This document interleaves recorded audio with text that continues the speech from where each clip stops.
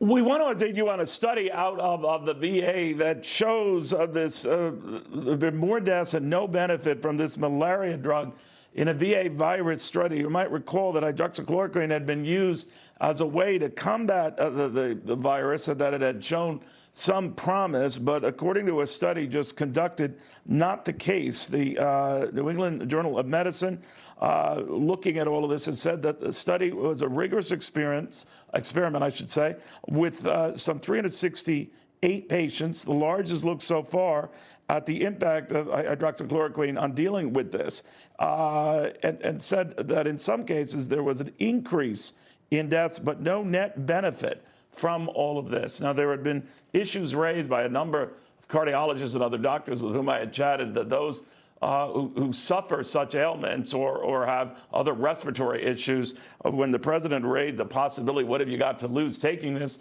Well, one was your life. It could kill you.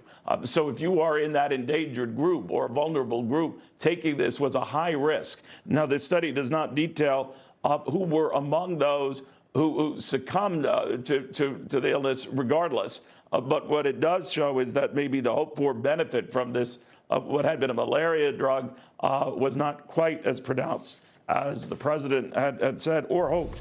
A little early. They're going to look at other options here. But in the meantime, I do want to raise this with Dr. Luiza Petre of the Mount Sinai School of Medicine, a cardiologist by training as well. Doctor, what do you think of this? It's an early finding, but it seems to pour cold water on this notion that it's a potential treatment. What do you think?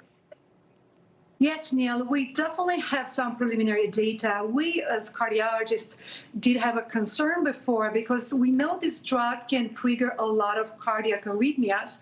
Also, there is another angle to this. We know coronavirus doesn't just affect the lungs. 1 in 4 patients do have evidence of heart damage. And adding a medicine like hydroxychloroquine could add to this arrhythmia potential. And this could be quite worrisome in a lot of patients. However, the studies are still early. We still need to tweak around to see what's the right dose, what is the right length of treatment. Also, we know that coronavirus doesn't affect just the heart or the lungs. There are so many other mechanisms. We know we're learning about blood clotting and so many other things that could affect mortality. And we know hydrochloroquine actually works as an anti-inflammatory drug, but it might not help all the angles of how this virus attacks the body.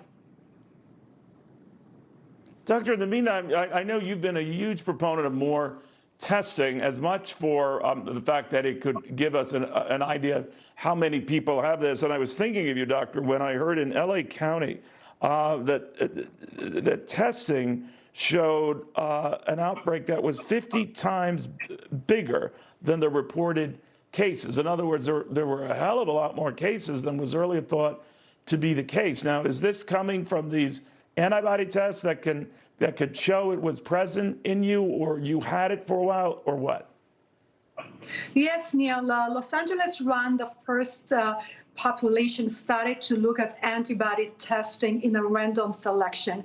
So their results are actually staggering. When they looked at the first 3,300 patients, they found that the number of immune patients in general population to be 50 times higher than the number of cases confirmed. However, we need to determine the accuracy of this study. Did we have a high number of false positive? We don't know. Every test has its own imperfections. We have to learn more about that. Second, was there a recruitment bias because it was based on volunteer participation? If someone is more exposed, maybe would be more likely to get himself tested.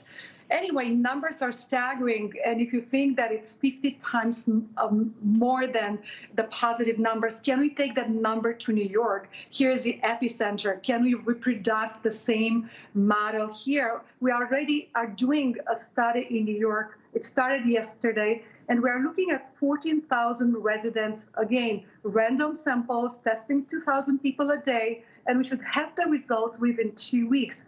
But if those numbers are indeed accurate, we are looking at a multiplier of 50. That means 6 million New Yorkers already have been exposed. It's like 3 in 4.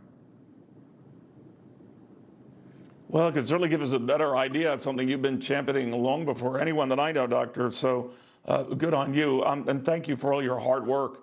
I know it's meant a lot of sleepless nights, but a lot of folks appreciate it. Thank you, Dr. Petre, very, very much. We're learning a little bit more about this study, and I want to pass it along.